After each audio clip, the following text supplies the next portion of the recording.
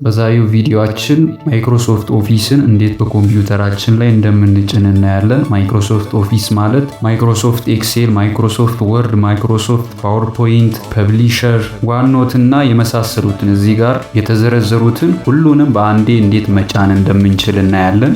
ቻናሉን ሰብስክራይብ ያላደረጋችሁ ሰብስክራይብ በማድረግ እንዲሁም ቪዲዮውን ላይክ እና ሼር በማድረግ ብትጀምሩት የተሻለ ነው። እኛ ዛሬ ለምሳሌ የምንጭነው ማይክሮሶፍት ኦፊስ 2010 ነው። ይህን ሶፍትዌር ለመጫን በመጀመሪያ ደረጃ ኤክስቴንሽን ፋይሉ ስለሚያስፈልገን ኤክስቴንሽን ፋይሉ የሚገኝበትን ዚፕ ደግሞ ቴሌግራም ላይ ያስቀምጠናል። ሊንኩ ከዚህ ቪዲዮ ስር በሚገኘው ዲስክሪፕሽን ላይ ይገኛል። ሊንኩን ነክታችሁ ስትገቡ ቀጥታ ይሄንን ታገኛላችሁ። ማይክሮሶፍት ኦፊስ ዚፕ የሚለው ማለት ነው።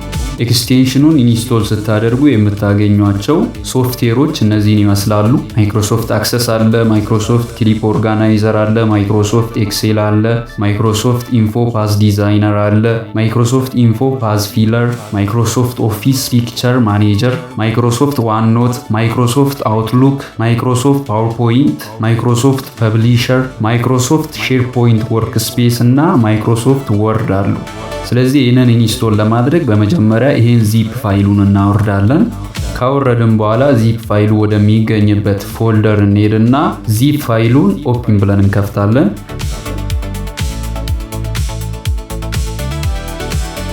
ከዛ ክራክድ ማይክሮሶፍት ኦፊስ በሚለው እንገባለን። ፓስዋርድ ይጠይቀናል። ፓስዋርዱን ቴክኖሎጂ ኢትዮጵያ ብለን እንጽፋለን፣ ወይም ከዚህ ቪዲዮ ስር በሚገኘው ዲስክሪፕሽን ላይ አለ። ከዛ ኦኬ እንላለን። ከዛ ኤክስትራክት አድርጎ እስኪጨርስ እንጠብቃለን።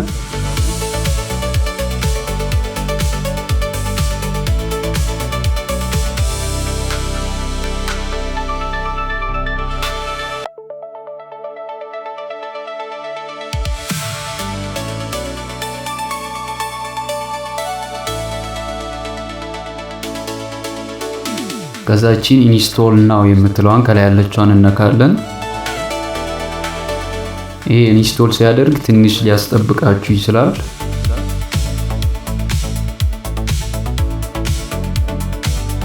ይሄን ካመጣላችሁ ኢንስቶል አድርጎ ጨርሷል ማለት ነው። ይሄንን ክሎዝ ብላችሁ ትወጣላችሁ። ስለዚህ አሁን ማይክሮሶፍት ኦፊስ ኮምፒውተራችን ላይ ኢንስቶል አድርገናል። ኢንስቶል ያደረግነውን ደግሞ እያንዳንዱን ለማግኘት እዚህ ስታርት ላይ እንመጣና ትንሽ ወደ ታች ስክሮል ስናደርግ ማይክሮሶፍት ኦፊስ የሚል ፎልደር እናገኛለን። እሱን ስንነካ ቅድም ያየናቸውን ኢንስቶል የተደረጉትን ሁሉንም የማይክሮሶፍት ኦፊስ አፕሊኬሽን ሶፍትዌሮችን እንዳለ እናገኛለን። ከዚህ መካከል እናንተ የምትፈልጉትን ከፍታችሁ መጠቀም ነው።